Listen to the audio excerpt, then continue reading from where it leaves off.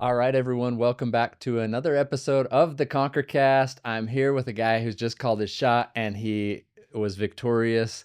Braden Prince. He just completed an incredible feat that honestly, I don't know what percentage of people will end up ever doing 100 miles, but you just completed a 100-miler, the GOAT Rattler 100. Is that Yeah, what it's called? yeah, the GOAT Rattler 100. Yeah, That's awesome. And Braden's been with Mountain Ops as an ambassador for quite some time now, and helps us create content and is always out on the mountain, conquering the mountain. It seems that you spend a lot of your time out there, and this was one major, demonstration of how you're out on the mountain, conquering life and conquering the mountains. And I want to jump in. Thanks for being here, by the way. absolutely. Thanks for having me Honored to have you here. You were here at the Conquer Summit back in July. We had a little 10-minute conversation in this room, and I remember me and Sarah were both inspired by the things you were saying. We're like, we need to have him back on for a longer podcast. Yeah. And then we went down to listen to our keynote speaker for the day. His name is Ben Kerr, and he had a few of us in the audience call our shot, what we were going to do next in life, what we were going after, what would that be, when would we do it, Yeah. no there was nothing vague about it. It was like, hey, call your shot, make it like definite and put a timeline on it. And you rose your hand and tell us what you did. Tell us Tell you what I tell did. tell us about the shot and what you. Yeah. Yeah, and we'll dive Well, into it a little bit more, but it's kind of funny because I had told a few people. I mean, obviously all my family members and friends, because that's kind of like the excuse every time I couldn't hang out. I was like, sorry guys, I gotta go running. run. Yeah, that's honestly the hardest part of the whole thing, was just like the time commitment to Yeah. kind of prepare. So they had heard it a million times, like, sorry guys, can't hang out, gotta go run. And they're like, do you ever stop running? I'm like, honestly, I wish I could, but I can't. And then talking to the guy we were talking about earlier, who had Ben. who had run the hundreds, Oh, Brock Painter. Brock, yeah. Yeah. And I had spoken with him earlier, and I was like, thinking about who, like, I don't know. Sometimes you get a little self-conscious to tell people about Yeah. your race, because then it's real. Mm. Like, Then people oh, can hold you accountable, right? yeah. Then they're like, they could ask you later on, like, hey, how was it? And then if you didn't finish, Yeah. then you have to tell them. That's a good point, because Ben Kerr, the one that was speaking and actually had us call our shots, he was here on this podcast as well, and he talked about failure, and he said we don't, as people, we're okay failing. It's that we don't want other people to see us fail or to know that we've failed. And Yeah. so when you do put yourself out there and let people know, hey, I'm going to do this, there's some vulnerability in that, because that means you've let somebody know. They're going to know if you did it or not. Yeah. They're going to see, they're going to be It makes watching. it real. Yeah. It makes it real. And yeah, I don't know, just Ben, sitting there listening to him. I had never heard him before. Yeah. And when he was speaking at that summit, it was like, it was so moving and it was so cool, because everything he was saying I'd thought about, and like, in a sense, had seen and learned kind of for myself, that like, just be bold, just Mm, do it, mm, stop waiting, just do things. But when he was saying call your shot, it was just like so motivating to just call my shot. mm. And it was really scary. And I mean, I'd already signed up for the race, and I told my friends, but then I was in a room full of my peers, Yeah. people that like people I look up to, and I'm like, okay, someday maybe I can be as cool as them. And then speaking to that guy who'd run 200s already, I was like, you know what? Who cares if I fail? Like, at least I'll fail daring greatly, Yeah. right? I love that. Throw your hat in the arena. And so, yeah, I just stood up. Well, I guess, yeah, I stood up and called my shot. And then, because we had talked about it earlier in the day, he's like, all right, who's going to be your accountability partner? Yeah. And I was like, well, Trevor said I could be on this podcast Yeah. if I finished. So, Trevor, this is for you. So yeah, it became really real. That is so cool. And so that definitely motivated me while I was running, for sure. I was like, I can't let all those people at Mountain Ops know that I did. And we were all so excited about it too. That's the fun thing is, yeah, you had a room of 200 people that wanted you to succeed.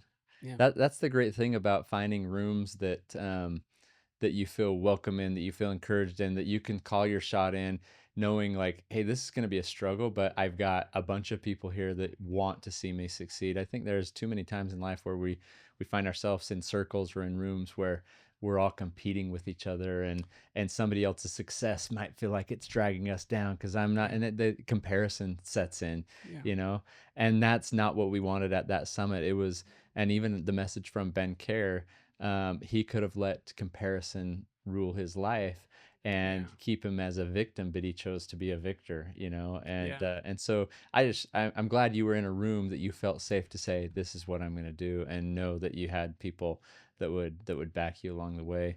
Um, That's very true. I feel like a lot in the hunting industry, it's so easy to compare. mm, And in the fitness industry, is same. yeah, It's like it's all, especially with social social, media. yep, It's so easy to be like, oh wow, here's my buck, yep, and then there's their buck. It's way bigger. yeah, You know, yeah, oh, here's my muscles, and look how much more fit yeah, they are. Like it's so easy to compare, but it's like, it's not about comparison. It's about like each having their own journey, mm, and then having the good people to support you, yeah, which is kind of like the whole mountain ops thing, like the yeah, community and the yeah. support. So yeah, I definitely felt very safe calling my shot in that room. I'm Cause so glad. so I'm so glad. And for yeah, those that weren't able to be at the summit this last year, it's going to come quicker than we know it. So watch for notifications about that. I absolutely. want to make sure you're there. And Yeah, I'd love to have you share with the group, like how you called your shot last year, what that summit kind of encouraged. Obviously, you were already going to do it, but then to like call your shot with more people, and then have more, support behind you. I just think it just makes a difference for us in life. And yeah, the hunting space is interesting, the fitness space is interesting. People are always posting the best of the best, and yeah, you know I would say, like, if I look back at like my hunting experiences, my one of my favorite ones was like my smallest buck. But it mm, was but it was something, it had to do with the journey I was on at that point, and how it happened, and who I was with. And so much of life is, if we can have that perspective, it's about the journey that we're all on, not necessarily about the size of the prize, you know? yeah. But That is very true. I feel like so many people discount themselves because they see other people doing something more, whatever. Especially with running. yeah, I feel like every time I mention any distance, people are like, "Oh wow, that's big," and then they mention what they're doing, and it's like a 5K, and it's like, "Well, it's nothing as yeah, big as what you're doing," and I'm like, "No, your 5K, wherever you're at, like whatever stage in your fitness journey or your personal journey, your mental health journey, like wherever you are, that's incredible. mm, Your 5K, if that's like your first or whatever you're doing is important to you and that's hard, that is amazing. mm, Like I hate it drives me nuts when people are like, "Oh, it's just a 10K or it's just at this amount or I only ran a mile." And I'm like, "No, like that's how I started. yeah. I'm not a runner. Like I still don't think I don't like think of myself as like a runner. Um I've always hated running. And so when someone says like, "Oh, I'm doing my first 5K," I can remember where I was when I did my first 5K Mm, and being like, "This is the hardest thing in the world." mm. And I think everybody's journey is just as cool and just as grand as like as my race, Yeah, I you love know. that. So, And you probably celebrate with people that way, which is incredible. Because I think when you've walked those shoes, or you've ran in those shoes, you have a better understanding and empathy of what people have gone through. So, yeah. when was your first 5K? When did you start on this running journey? I mean, And do you still hate running, or is it? yeah, I would be lying if I said I hate running now, Yeah. but for a long, long time, I did not like running. Mm, And even the first like 3, 4 miles is always like, what am I doing? yeah, I don't I want to be agree. doing this. Like, that's what I tell people a lot of times is like, like figure out where it starts to feel good. Because eventually you can learn and do things to kind of like get to know your body. It's always going to be hard to run. I feel like just getting into cardio is tough. But for me, it's after mile 3 is Mm, when I kind of settle in and it just starts to feel really good. yeah. But before that, I'm like, I don't know why I'm running. What am I doing with I'm my the life? exact same way, and I didn't understand that until I prepared for my first marathon. Mm. I've only When done was that, I've by the only way? done one marathon, Okay. but I did the Moab Trail Marathon in, when would this have been? I'm 43. It was for my 40th birthday, so Oh, yeah, cool. 3 years, almost 4 years ago, and But I recognized it was between mile 3 and mile 4 every single time, even towards the end when I was in the best shape of my life. I had hired, Jacob Pusey to be my Mm, Tommy Rivers Pusey's, brother, mm, and he was my trainer, and so I took it serious like you had for your 100, and I had a coach, but it was the same, even towards the end when I was in the best cardio shape of my life, 3 to 4 miles just it was horrible. Like, it's just getting like my joints and getting just anything, my lungs working. taking off the And then runs. all of a sudden I was into this mode where I was like, oh wow, I'm actually feel like I'm in this groove. I didn't know that was nobody ever told me that. I experienced that on my own. So when I hear Mm, you saying that, I'm like, oh, I wish somebody would have shared that with me so that I would have known once you break through this and you do it over a consecutive period of time, running does get a little easier. yeah, And then you go distance and you start to get tired and your body wears down. But like I would get into these modes and I was writing my book at the time and I remember I would write chapters of my book in my head while I'm running. I mm, that's where I felt like I think this is that high, that yeah, runner's high. yeah, But it never came in the first 3 to 4 miles. yeah. I was always battling. Yeah. And I think people's high is different. Like they say the runner's high, and it's funny. I feel like runner's high is it's a little misleading because you think you're going to be like, oh, like, like like the high on weed or like what is like what's the feeling? I feel like it's the runner's high is so different for everybody.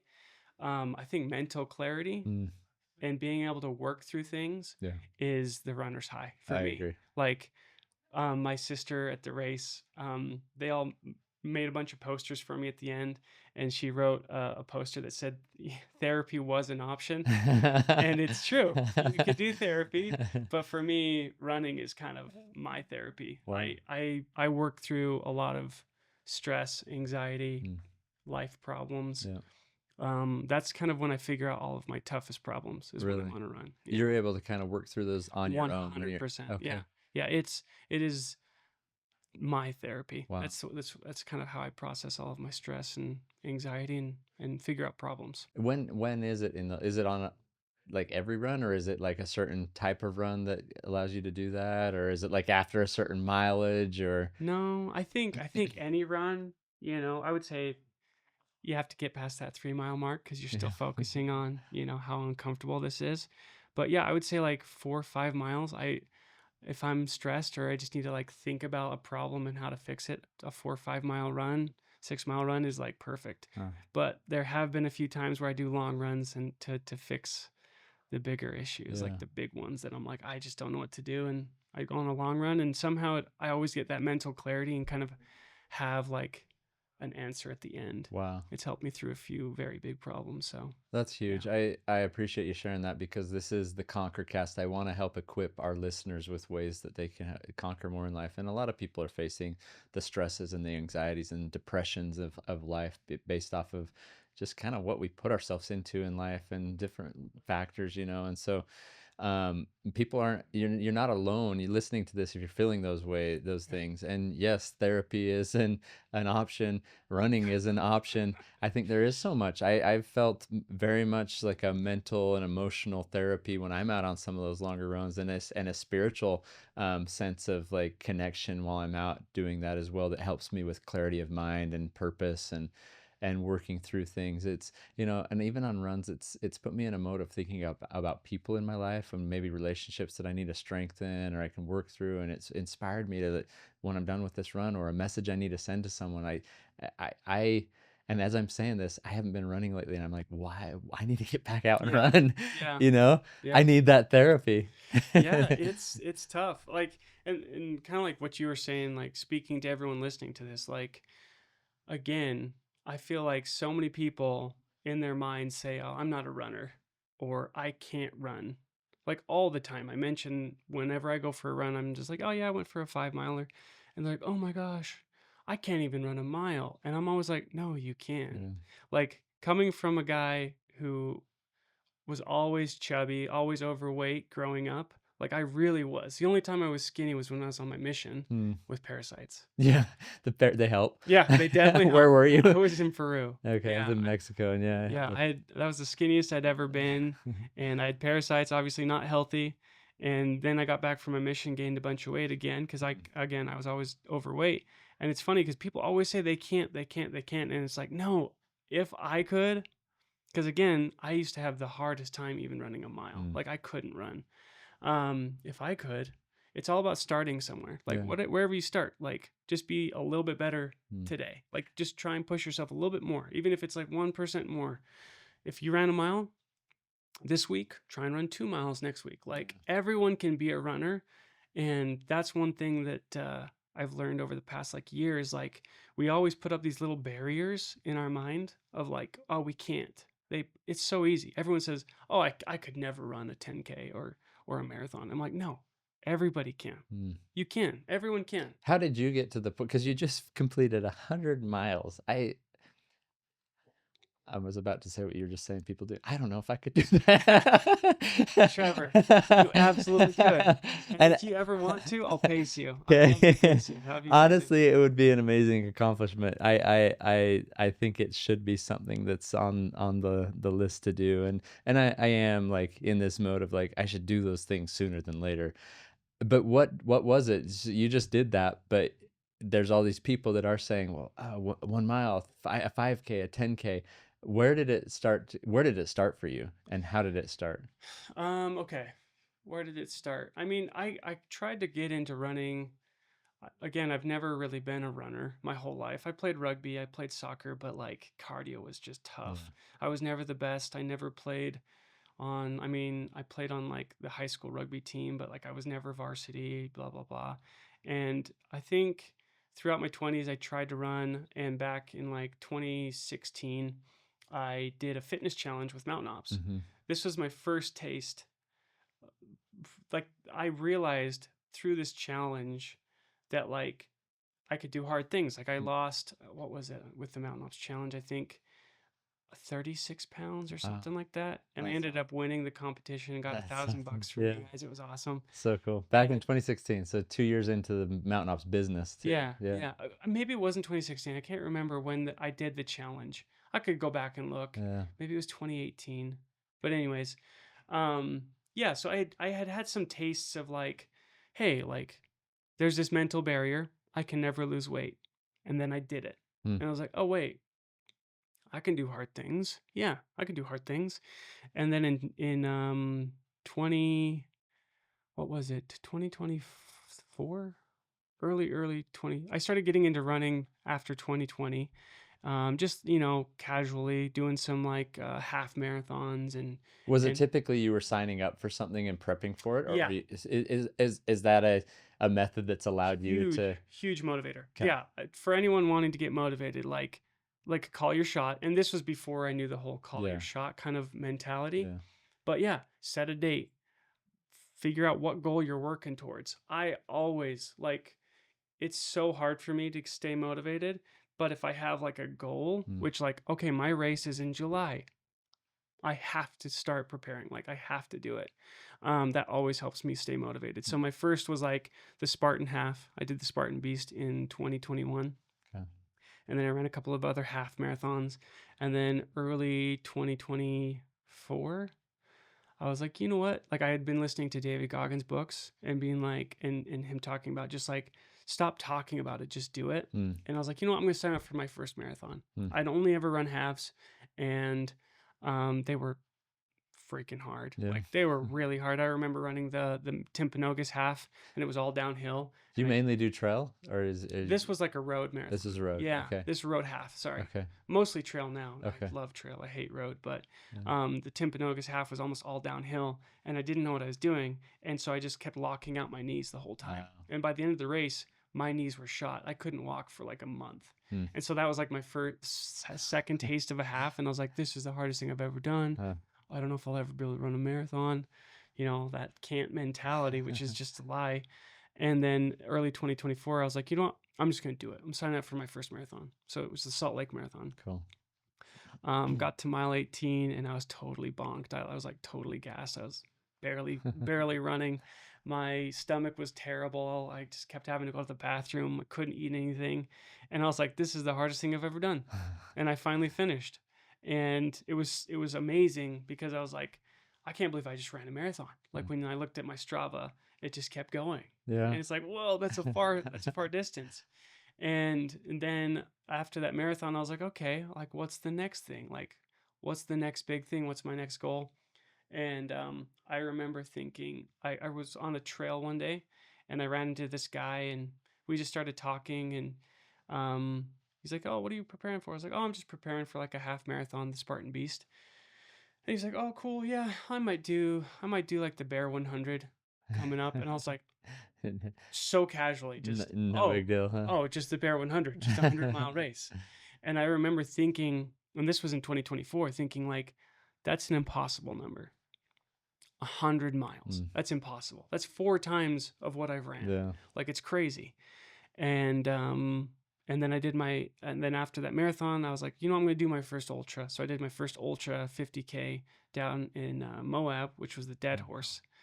Um, and and then I was like, cool. Well, I've done a marathon. I've done a 50K. What's the next big thing?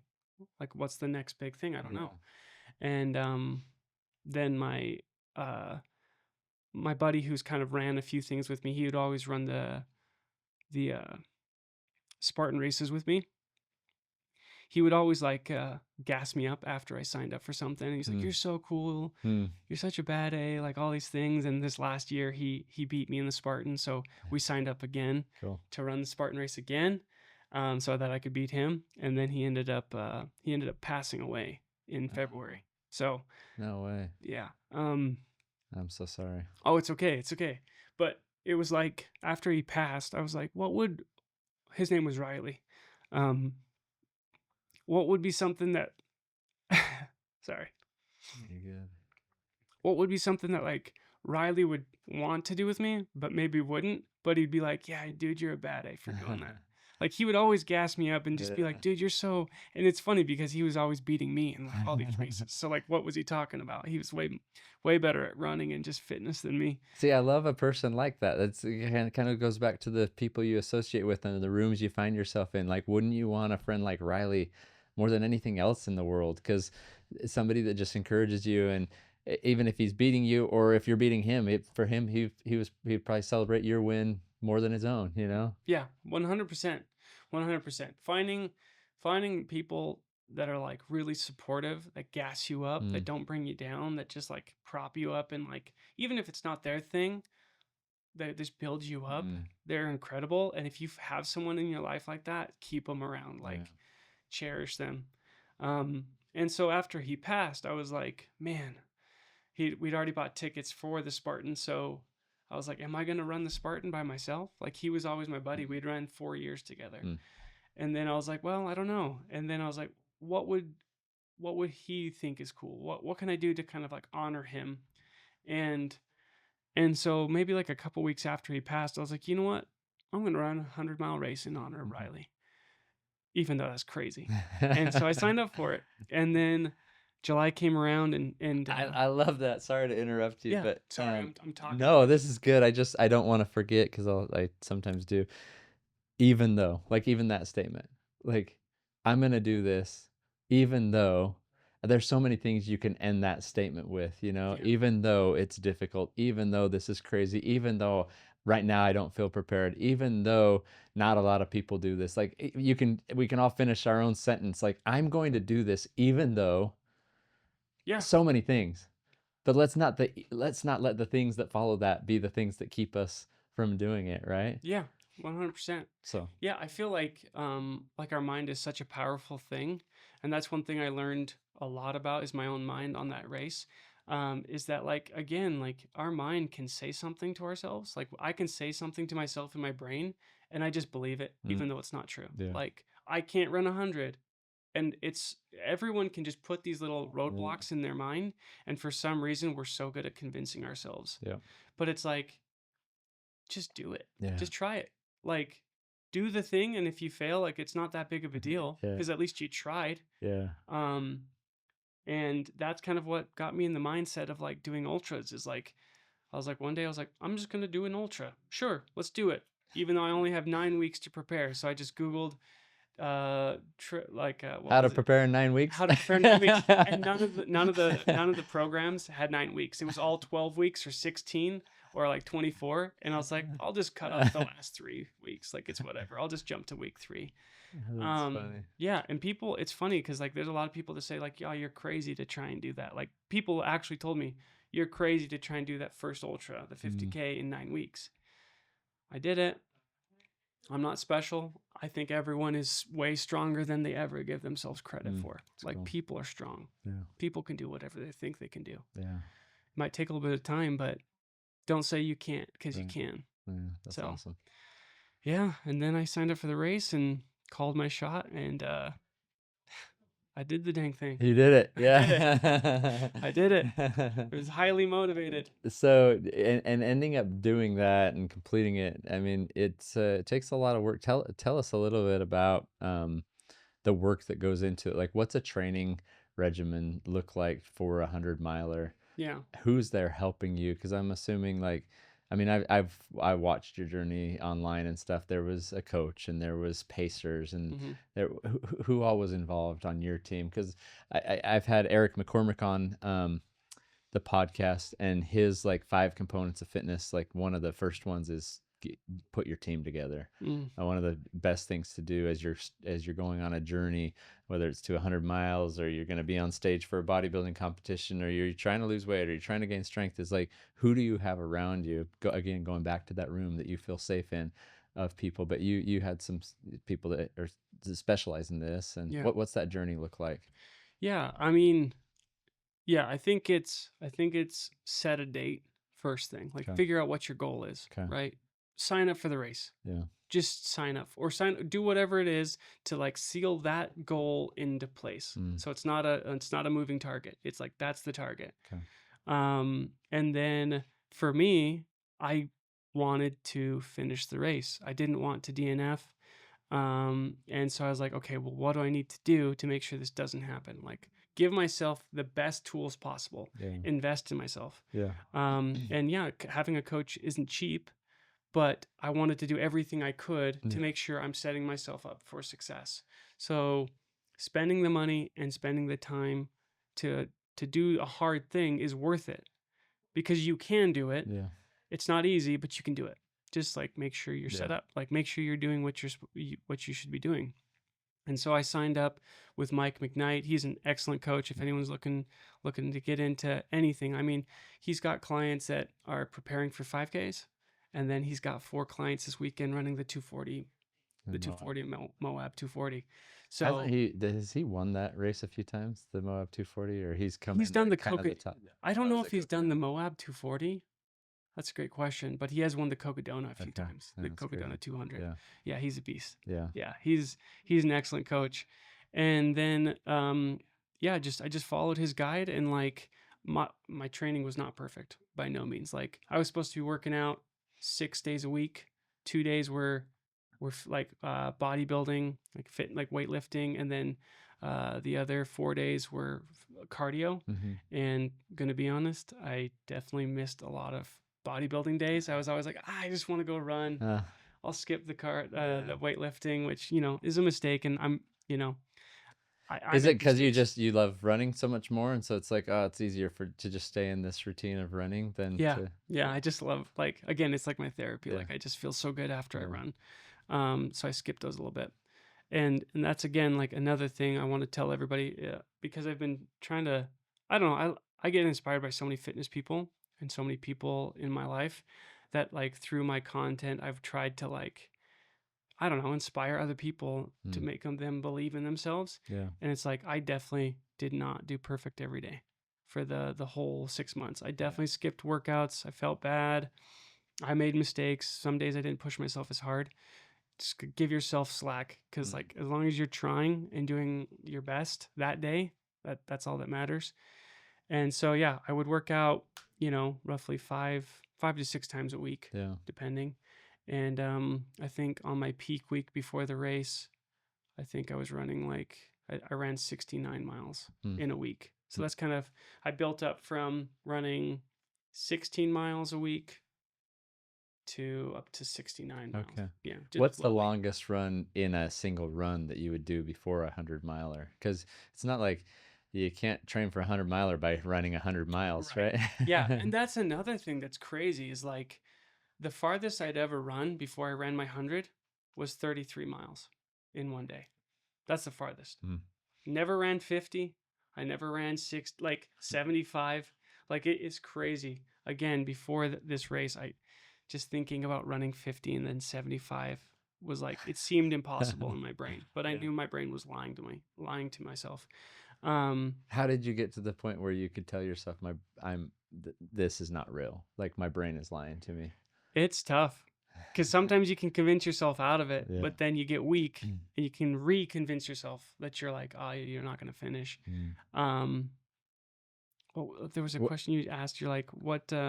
Oh, the farthest was 33. So Yeah. I ran. So the speed goat was 33. That Okay. was in one day. But to Okay. prepare, would do a long run on like Saturday, Okay. and then a semi long run on Sunday. Okay. So I did a 28 miler, and then the next day I ran 16 or Mm. 14 or something like that. So you do like a long run, Okay. and then just being able to run on sore legs the next Next day day. is kind of like the way to prep Okay. for like a long distance race. Wow.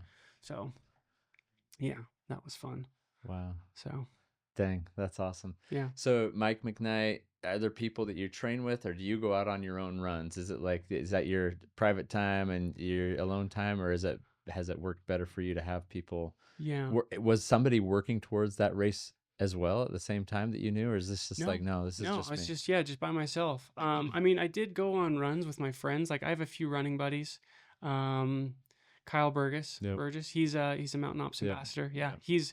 he kind of helped me prepare for my first marathon. He's an excellent runner. He's the one that probably scared me most about running because I watched his video when he ran into the Cougars. Cougar Kyle, Yeah. I'm like, man, I didn't really think about Cougars until I watched that Yeah. video. Now I don't like running on the trail. Yeah, everybody, I promise. Running's not about getting chased by cougars. I promise. That's not like a normal thing. But no, Kyle's an awesome Yeah, guy, he's awesome. and he definitely he was actually one of my pacers as well. He's an excellent person, and again, he's just a good person that was always motivating me, Okay. being like, "Yeah, you can do it." Like he helped me prepare for my marathon on my race when he was my pacer. He lifted my spirits up.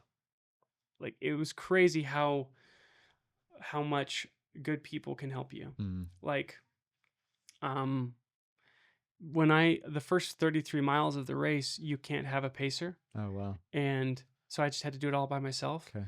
And I definitely was like playing that mental game of like, don't let my mind Mm. overtake me. Wow. Because I kept thinking, like, okay, my legs are sore. Huh. I'm at mile 30 and my legs are already sore. Yeah. What am I going to feel like at mile 50 Huh. or 75? Like, I'm not even a third of the way there yet. And I kept thinking and thinking and thinking. It's so easy to like let your brain take over, but just remember it's lying to you. Like you Okay. can do it. So you're sitting there telling yourself, this is a lie. This is a lie. Yeah. Do you put music in, or what do you do to keep to kind of drown out that voice when you don't have? I'm assuming when you have a pacer with you, you can talk and it can kind of eliminate some of the noise Yeah. or the lies. Yeah. But when you're alone, what is it for you? Just the constant telling yourself? Yeah. It's just giving yourself perspective, like taking a step back. Be like, okay, when has this happened before? When did I tell myself I couldn't do it? Marathon, my first 50, the speed goat. There's all these different things that have happened when I'm like, I can't do it. And then I clearly could. I did it. So that was a lie. And it was tough. Like I was listening to my audiobooks, I was listening to music. The noise was getting through still. Mm. So mile 33 is when I picked up my first pacer and I was pretty low. Hmm. But fortunately my family was there. My little niece was there. They were all at the aid station cheering me up, and like it picked me up a ton. And then once I picked up my first pacer, it all changed. Mm. Just having him, talking to him, like my entire mental state changed when I picked Wow. up somebody to just help me, just run with me. Like he wasn't even pacing. I was just running whatever speed I wanted, and he was just with me talking to me. And that first pacer was really good. And it was when I picked up my second pacer in the middle of the night, when I stopped thinking, because like the first 33, well, the first 50 miles was when I was by myself, 33, and then I picked up my second pacer. And those first 50, I was like, am I going to be able to finish this? What am I going to feel like at mile 50? What am I going to feel like at 75?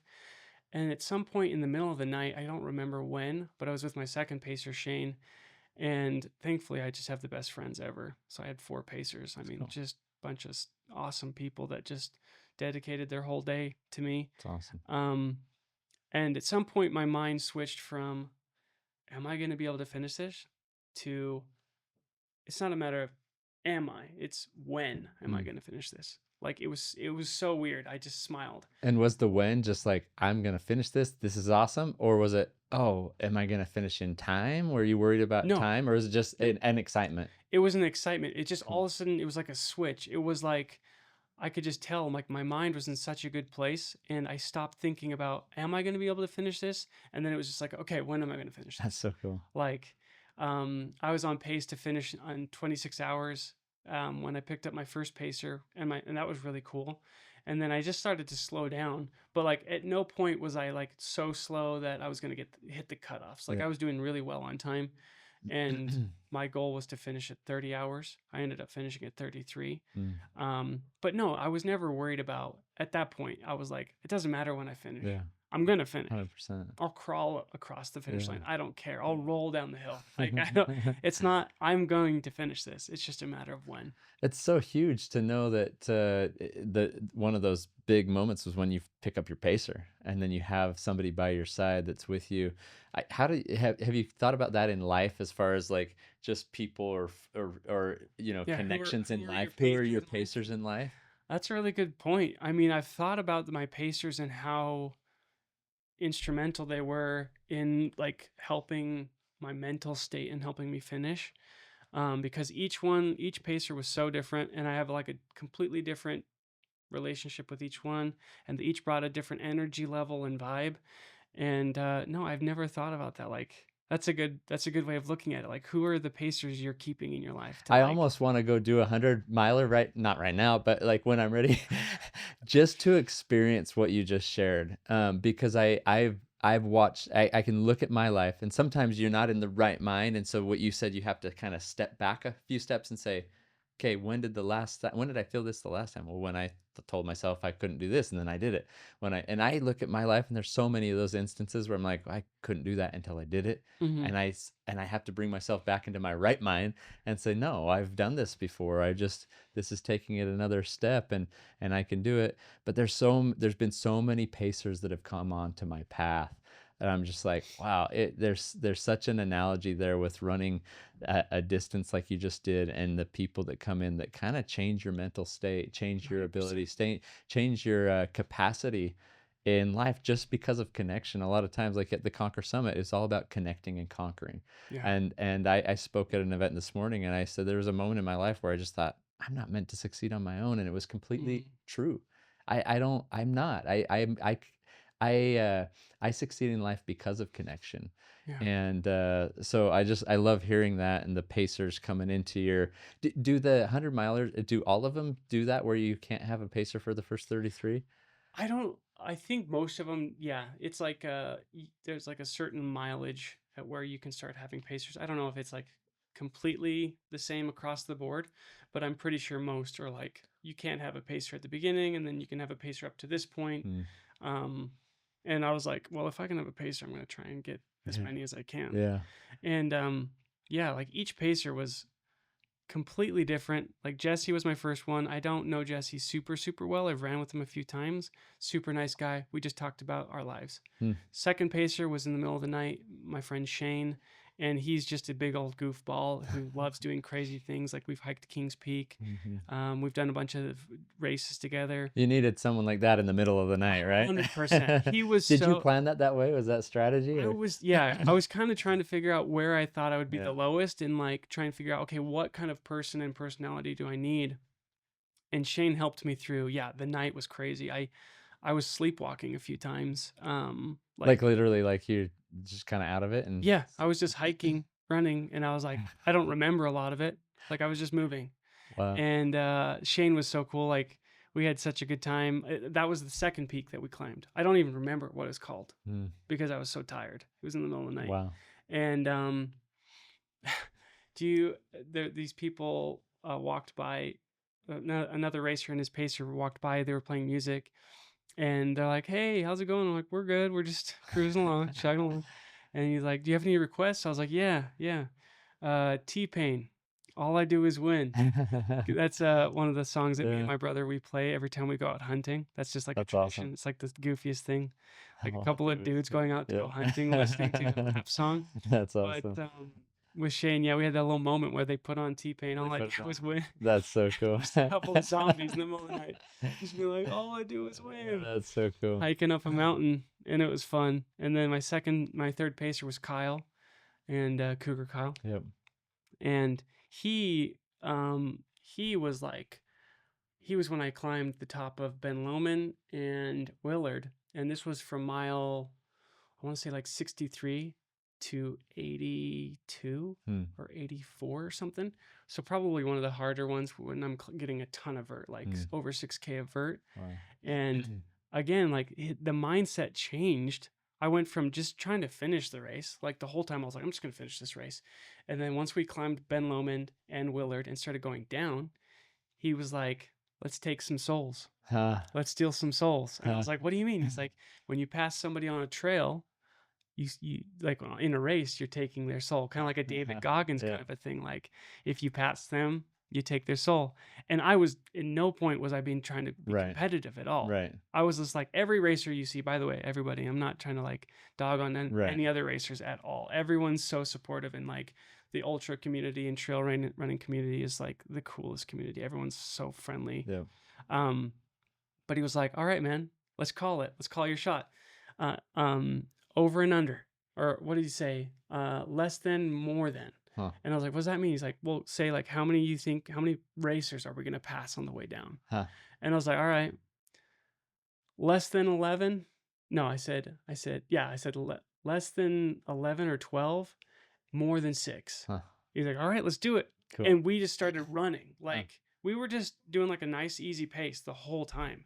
And all of a sudden he was just like, just because that's just who Kyle is. I was like, all right, let's do it. Let's start taking souls. Wow. And we started running down and cruising, and we overtook 11 people. Wow. Down the way down. That's and again, no shade on them at all. I don't even care.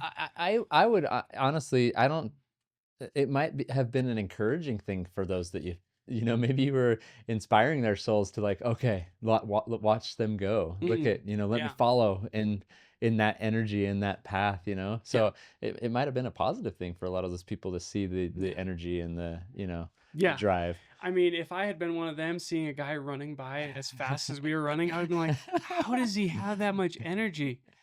Like, what the heck? And I was just leaving some mountain ops like in there, as breadcrumbs. Just ignite. No, it was funny. And again, I never would have done this without him. Yeah. I never would have been like, all right, let's figure out how many people we're going to try and pass. We ended up passing like 11 people, which was crazy. Yeah. And then we found one other guy. His name was Buck. Buck, if you're listening, I was chasing you the whole last 20 miles. But we just like looked on the leaderboard and was like, all right, Buck's a half a mile ahead of me. Let's try and find Buck. And at one point, I think we were a couple hundred yards from him, but we could never see him. But it just like Kyle changed my mindset too, from like, I'm just going to finish, to like, let's see how many people we can pass. Let's see how fast, how much I can push myself at the end. We never caught up to Buck, but in the end, it was really cool just to like have that. Like, again, he brought something so unique to me, and it was infectious, and it made me push myself those last miles. And then Blake was my last pacer, and he was just that solid dude that was just like, you got this, you got this, you got this. Because those last 15 miles were really tough, really tough. I kind of thought in my mind, coming down the mountain, once I got down, it was done, but it wasn't done. Once I got down, there were still 16 more miles to run at the bottom. And I had kind of made the mistake of like counting my eggs before they were in the basket. So that last 15 was really grueling. Like really, that was the hardest part of the whole race, is that last 15. It was very tough, but Blake was there. He supported me. What did he do to support? Like, what was the conversations with him during that time, or was there a lot of conversation? Yeah, lots of conversation. Yeah, he was just trying to keep me positive, because I was definitely in a mental low. Are you telling him like, here's how I'm feeling? I don't know. No, I was just being surly. I was just being moody. I was just like, flipping root, tripping me. Yeah. Oh, my stomach, gosh dang it, I Uh, can't. I was just complaining, yeah. because I was kind of like mentally exhausted at that point, and he was just so positive. He's like, Huh. "We got this. Only this more many miles till the next aid station," and then he set reminders to help me remember to eat Huh. and to take my electrolytes.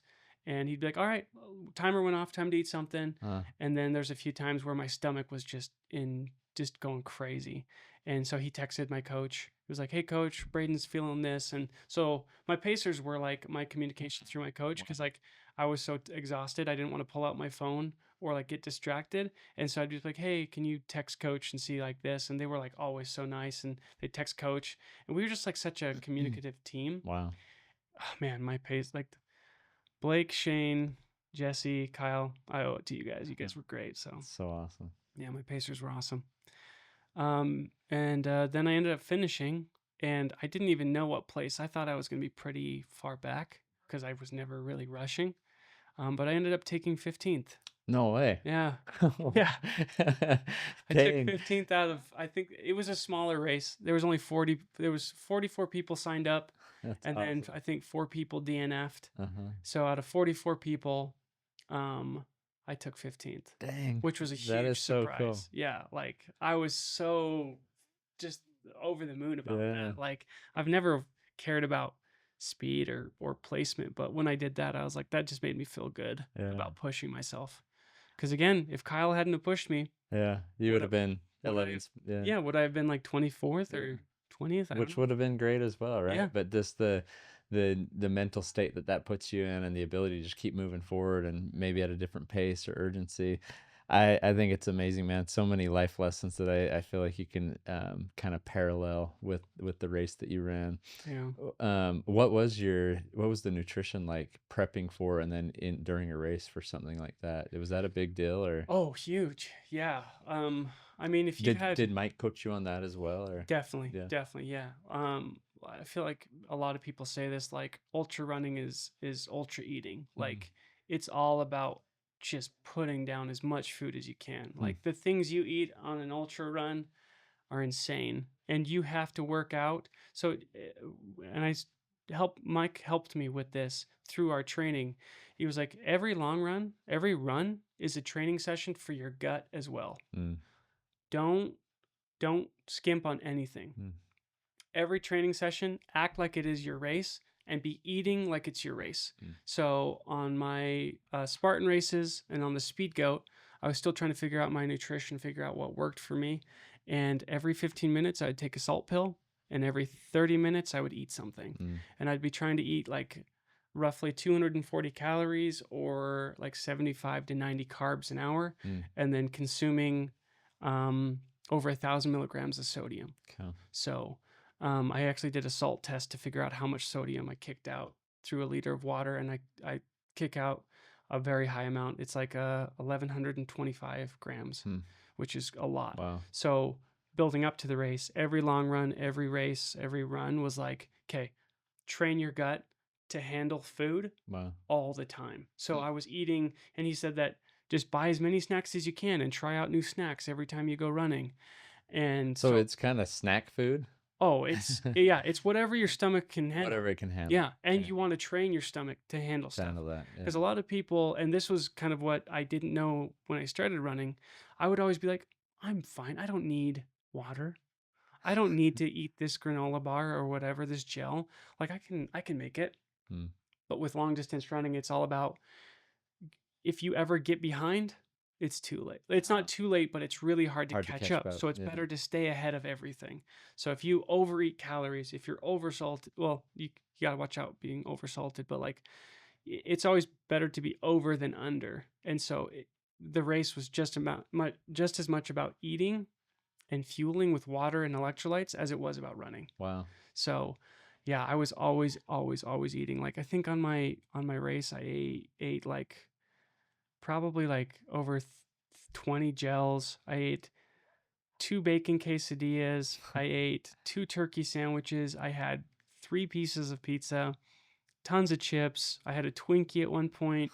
Like That's why I love ultra, like just That's what I traveling and love. ultra That's running. what I gotta eat. Yeah, like I was sitting there at an aid station eating a bacon quesadilla, That's and I'm why we like, do it. oh, that is exactly why we do it. I love to eat, and so that's why I run, so that I can eat and drink whatever I want, you know? That's awesome. So yeah, it's fun. It's crazy how much I ate. Was it hard to eat some of that? Like, is it because when I did the Moab Trail Marathon, like towards the end, I was like, nothing sounds good, but I need to keep, Yeah, you that know, happens a lot. Yeah. You have to eat through the not sounding good, yeah, which is why it's really important to find a lot of different snacks, mm, because sometimes one snack variety. or food is like what your body's craving, and the other, and sometimes it's just like not feeling it. Mm, So, yeah, it's like working through those times. And there was a few times where like I did not want to eat. And only one time throughout the whole race did my coach say, "Okay, you don't have to eat right now. mm, But if you get to this point, this aid station, and you still don't want to eat, you have to eat. mm, You have to eat." mm, And which was really cool, because it's always so easy to like the whole idea is like you always eat, but then having that coach to be like reassuring me and be like, "All right, if you're feeling this way, it's okay if you don't eat. mm, But we have a plan. If you don't want to eat, eventually you have to eat." mm. And so it made me like rest easy. So Yeah. for like an hour and a half I didn't eat, which was different than all of the other 32 hours. Um and then finally my hunger kind of kicked back in before that time to Yeah. eat. So I started eating again, and then once I got to that aid station, I ended up having a cup of noodle, Huh. and that cup of noodle hit so hard. Oh, it was so good. It was so good. So yeah, it was nice having Mike there to kind of help me work through. And again, this is another life lesson, and I realized with this race is like with Mike, I learned it with Mike, that like I asked him before the race, like, okay, let's say I'm super behind on electrolytes and I'm bonking. That's what they call it when you're running, is you bonk. Bonk. Is that like hitting the wall or is Hitting that? the wall. Yeah. Yeah, it's like when you've messed up somehow and your body just doesn't have the electrolytes, or it's dehydrated, or it's underfueled. And I was like, Mike, what if I bonk? He's like, that's not what we want, but if that happens, we'll work through it. Mm, And I learned that through the race. Like any problem that came up, we could work through it. mm. There was no like, oh, it's too late. Oh, sorry. Okay. There was no like, oh, it's too late. Like you can't recover. Mm, That was never the mindset. It was always like, whatever problem comes up, we can figure it out. We'll mm. work through it. It'll take time sometimes. Some of them are harder, but we can work through any problem. And we did. We worked through all of these problems, like my gastrointestinal issues, um, my chafing, my low energy, like every problem that came up, it was just all about problem solving. Mm, There was never a moment of like, oh, it's over. It was, okay, what do we do to fix this? mm. And we worked through it all, which Would is, could you have done that on your own or did that have to come with the coach? Like, I mean, I'd like to say, yeah, I could have done it all by my own, but I don't think I'm mentally strong enough to do it all on my own right now. maybe a second time because you'd been through it, Yeah. right? And I think that's where a coach is so powerful, especially one that's been where you've been, is they are most powerfully positioned to serve the person that's in the shoes they once wore, right? That Yeah. they'd been through those bonks, those times where there's chafing or there's the cramping, this or that. They can speak from experience on how to work through that. So Yeah. yeah, Yeah. that's cool. Yeah. So just like any problem that comes up, never say you can't, because you can. Hmm. Like, don't say you can't. Yeah. You can. So You can figure it out. And I just learned that half dozen times throughout the whole race. cool. All these, oh no, maybe I can't do this. No, you can. You just have to figure it out. You just Mm. keep going. So yeah. That's awesome, man. What you had family at the aid stations and such, and then what was that? Well, I did see on an Instagram post. I don't know if it was your mom. She had a tattoo of your face on her cheek or something. So you had a lot of support there for you, even Yeah. even wearing your face on their cheek. Yeah, my girlfriend Maddie, she was supporting me the whole time. She was there at every aid station. She was there Friday and Saturday at every single aid station, and she decided to print off my face as a temporary tattoo in a couple different ways, and then she started handing out the tattoos to everybody. So like all of my friends, all of their wives, my mom, my dad had tattoos of my face just All plastered over. all over. And like I don't know how she thought of this, but honestly, that was the funniest thing I've ever seen, That's and it awesome. was so motivating. I was like, "Everyone's really here for me." Like, Yeah. there's no denying it. Like, my Yeah, mom they're tattooed. wearing her my face on her face. Like, That was so I'm good. her favorite son. Sorry, guys. Sorry, brothers. I'm her favorite son. That's awesome. But no, it was huge. Yeah, having that support, like my whole family came out at every aid station. It was like it was like a circus. Mm. It was funny because like a lot of the other racers had a couple people, and a few times I was like a little embarrassed, like a little bit. I was like, oh my gosh, there's so many people here for me. Like, How cool. who do they think this guy is? Like, he comes in and there's like 30 people holding signs. Like, what does he think he is? You know. That's so But awesome. that just shows like my family is just super supportive, and it's good to have your friends and family with you, Yeah, support what you. a blessing, man. Yeah, I I feel really seriously, blessed, very loved. that's awesome. That's what it's all about. What was it like crossing that finish line? 100 miles. You'd done it. It's crazy. It's hard to like at the time I was so mentally drained. I Uh-huh. feel like there was some things I could appreciate at the moment, and then some things took time to Mm, kind of decompress and like look back and realize how amazing it was. And it just felt really good. Like a year ago, I met that trail runner mm, on the trail, and he's like, "Yeah, I'm just gonna do 100." And I remember thinking, "That's an impossible number." yeah. I was like, "Holy cow, that's impossible." And so to think that like a year ago, what I thought was impossible is now possible. What else do I think Mm, is impossible that's possible? And so it just felt really good to have this huge goal that was really, really hard, that I worked so hard for months and months. And there was so many times where I wanted to like just be done. I was like, at the end of my training, I was like, I'm so sick of running. I could really am. I just want to not run for a little while. Um, and finally, when I crossed the line, I was like, it just felt so good to take a risk, work hard, believe in yourself, and then finally do it. Huh, You know, that's like it just powerful. feels really good to have done something that I thought was impossible. Yeah, So now I'm that's thinking amazing. about what's the next big thing, Yeah, like on to the is next. there a shot you want to call on the Conquer cast right now? Well, I don't know. Like I don't know. There's a bunch of races I've been looking at. There's a couple of bucket list races that I'm looking at. Like I'd love to run the UTMB in France someday. Maybe the Leadville or like the Crazy Mountain or like the Hard Rock Hmm. 100, which would be cool. But lately I've been thinking about like the Moab 240, like we were Wow. talking about earlier. I don't know if I'm ready to call my shot for that thing yet, but I would love to like figure out what my next big goal is. Cool. So yeah, there's a couple of races on the horizon that I'm That's thinking awesome. about. But Well, when you know, let us know, and the Mountain Ops team is behind you all the way. okay, And thank you. I'll be doing the same, considering what my next physical shot is. And I know it's much more than physical. As I talk to you, I see so many emotional, spiritual, physical, mental elements to your journey.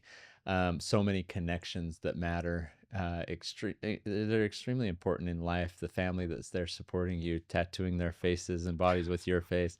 Um, the coach who is there to help you problem solve, and he's the guy that the pacers standing next to you call when it's like, hey, here's where we're at, and that coach knows kind of the state of mind, the maybe the mental state or the physical state you might be in because of his own experience. The pacer's different personalities through life, and how life has many of its ups and downs, and you need a variety of people that can help you through those ups and downs. Yeah, And even that 33 miles that was ran on your own with your own thoughts, maybe not on your own, but maybe without anyone physically, maybe with skin on there with you. And I just think there's so many incredible, uh, you know, I don't know, symbolisms and analogies to life that come along with the journey you've been on. I've learned a lot, and it makes me want to go out and experience something similar. Yeah, So thank you for sharing this whole journey, and absolutely. congratulations. Thank you. It's I mean, I'm blown away. I am, yeah. You've got the Yeah, I've the, got the the funny thing I'll is show you you the just showed us buckle. the buckle, but you don't have a belt yet to go with it.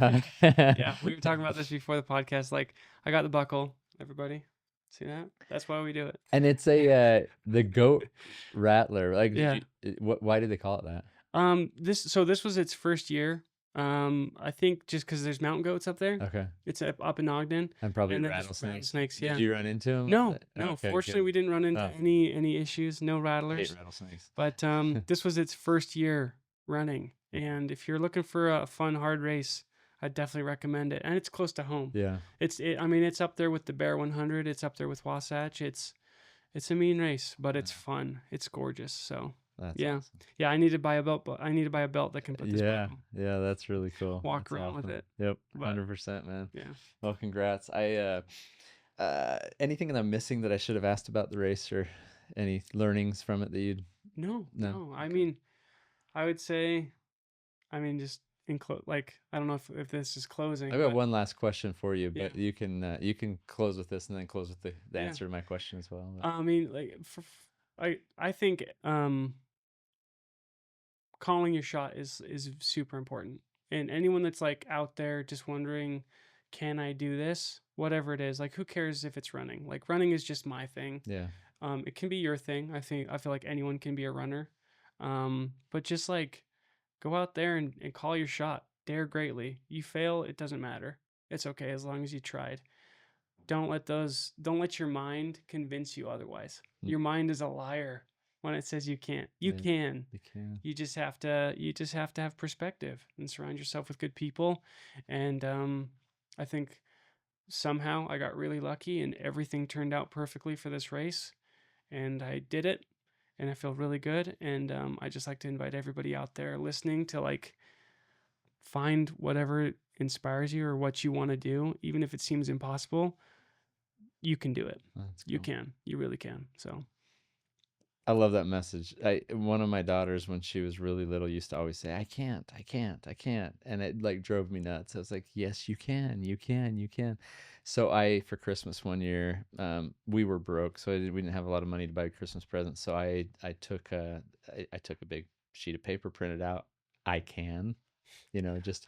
But I did the letters with using her name in to make up the letters on the oh, thing. So it was that's this cute. daughter's name with that, and if you look closely, her name's just repeated over and over and over to say in big letters, "I can." And then a That's scripture awesome. that says, "I can do all things through Christ who strengtheneth me." And that was kind of my father's gift to her for that Christmas, and just a reminder to her, like, you can. And I've watched her life; it's grown into be something beautiful, and she's done some things that maybe at one point she thought, "I can't," but Yeah, knowing, there's people behind her that will let her know, yes, you can. And your that's name's right. written all over, you can. And so I appreciate the message, because I think a lot of us need to hear it. We can do so much more than we even understand or think we're capable of, and it's a great reminder. I think that's a message that everyone needs to hear. My last question is a book that we read here at Mountain Ops every once in a while. It's called "How Will You Measure Your Life?" And as a conqueror in life, that's my question. And when Mm. all is said and done, how will you measure your life? Um, in memories, Mm, in love memories. it. Yeah, Love it. I I've been wanting to get a tattoo for a while now. Um, about it says "Die with memories, Mm, not dreams." mm. I'm probably gonna get them on my calves just because as a runner, I want that Yeah, message yeah. to be seen. Like I want people to see that That's and be cool. inspired. And yeah, I think die with memories, not dreams. Love Like that. don't wait to do the thing you want to do for fear of failing or thinking you can't. Like the memory isn't my memory from this race isn't the finish line or this belt buckle. Mm, It's like what's my success isn't these things, these tangible things. It's the memories. Like I was reflecting with my family and my girlfriend about like what does this race mean, and it's like I thought it was going to be this belt buckle, or like, oh, I ran 100 miles. But all of the people in my life that I love so much, people who would have never met otherwise. Like, I have running buddies who have never met other running buddies because we've just never ran together. Hmm. I have friends who have never met other friends. And then all of these friends meeting all of my family. Like at each aid station, it was so crazy how many people were there. And like at one point, I saw my sister holding my running friends, who my running friend has never met anybody else. She was holding their baby. Hmm. And it was like the weirdest thing, like seeing like my running friend's baby is now in the arms of my sister, and they're just all hanging out and they're all having these experiences without me. Hmm. And definitely a little bit of FOMO going on. Hmm. I was like, oh man, I wish I could do that. But it was like such a special experience because one, it was my first rate, my first 100. And then all of the people who mean the most to me in my life somehow all made time, and they all came together and created memories which never would have ever Hmm. happened. It literally would have never happened because, like, again, this race was super close, so everyone could come. And to me, that's like what I'm going to cherish forever, having all of the people I love the most in like one area, just making memories together. For me, supporting me in this crazy stupid race, it was just like, that was like, I'll cherish that forever. So yeah, die with Awesome. memories, not dreams. Make Love it that. happen. That is And it so was cool. special. So Powerful message, man. Thank you yeah. so much for sharing it. Thank you for letting us into your life and into your journey. And to everyone listening, just know that you can do so much more. You can conquer more. If you have a friend or a family member who's maybe struggling to find their own courage or confidence in and their abilities to do more, and knowing that they can do things in life, send them this podcast, and let Braden's message inspire them to go out and do more than they ever thought possible, and die with memories, not dreams. I love it. Thank you so much. Appreciate it, man. Yeah, absolutely. Thanks Onward for and having me upward. on. I can't wait to see what you conquer next. On to the next, right?